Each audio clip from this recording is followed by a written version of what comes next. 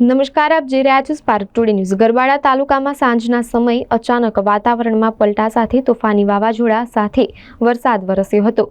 ભારે વાવાઝોડાના પગલે દાહોદ અલીરાજપુર હાઈવે ઉપર ગરબાડાથી દેવધા સુધી વૃક્ષો ઠેર ઠેર રોડ ઉપર પડતા રોડ બ્લોક થયા હતા।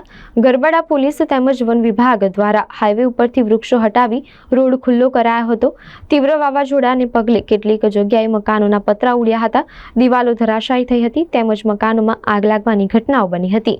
કમોસમી વરસાદ તેમજ વાવાઝોડાના પગલે ભારે નુકસાન થયું હતું।